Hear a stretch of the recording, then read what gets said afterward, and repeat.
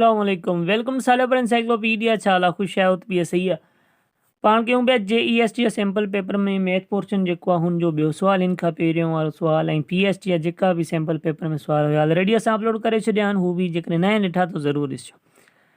हाणे हिन सुवाल में छा थो चए त इफ़ यू माना यूनिवर्सल सेट अहिड़ो हूंदो आहे जंहिंमें अंडर कंसिडरेशन मतिलबु पंहिंजे कम जा सॼा मेंबर हिन में हूंदा आहिनि, को बि खुटियल मेंबर न हूंदो आहे, सही आहे।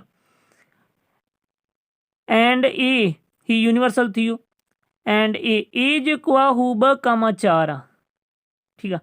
देन ए कॉम्प्लीमेंट, हाणे ए जे मथां अहिड़ी निशानी हुजे या ए जे मथां सी जी निशानी हुजे, नंढी सी, त ही कॉम्प्लीमेंट जी निशानी हूंदी आहे, शुड बी। हाणे ही मतिलबु ई कॉम्प्लीमेंट छा थींदो ही पाण खां पुछे पियो, त कॉम्प्लीमेंट मालूम करण लाइ पाण खे ॿिनि शयुनि जी ज़रूरत हूंदी आहे। हिकु त हू सेट मिलियल हुजे, ही जीअं ए सेट मिलियो आहे जंहिंजो कॉम्प्लीमेंट पाण मालूम करणो, ऐं ॿियो यूनिवर्सल सेट पाण खे मिलियल हुजे, यूनिवर्सल सेट में मिलियो ए कॉम्प्लीमेंट हूंदो छा आहे, ए कॉम्प्लीमेंट बराबरि हूंदो आहे universal set difference A set, A complement बराबरि हूंदो आहे universal set difference A set.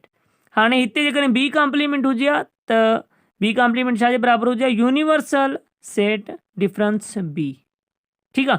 मतिलबु जेको बि सेट हूंदो हू हिते रखंदासीं पाण, सफ़ा सवलो आहे। हाणे ॾिसो हिते पहिरियों यूनिवर्सल सेट आहे त यू जा मेंबर मतिलबु यूनिवर्सल सेट जा मेंबर लिखंदासीं 4 5 लिखिजी विया। हाणे ही डिफरेंस जी निशानी आहे त विच में डिफरेंस जी निशानी, हुन खां पोइ ए आहे, ए जा मेंबर कहिड़ा कहिड़ा आहिनि ही पाण ॾिसी लिखंदासीं, ही लिखी छॾियासीं। हाणे डिफरेंस में कॉम्प्लीमेंट असल में डिफरेंस आहे, ठीकु आहे।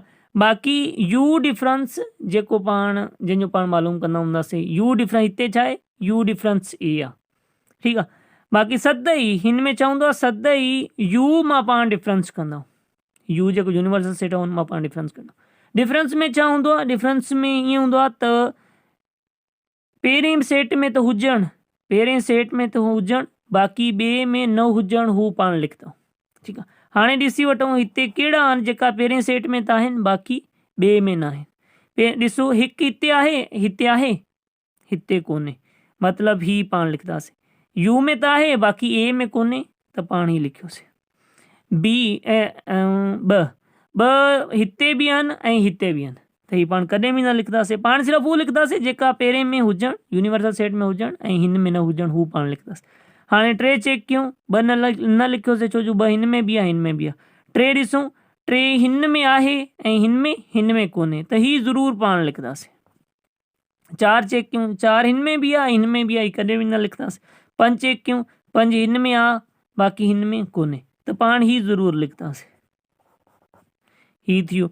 हाणे ए कॉम्प्लीमेंट जेको आहे, ए कॉम्प्लीमेंट बराबरि आहे 1,3,5, ठीकु आहे।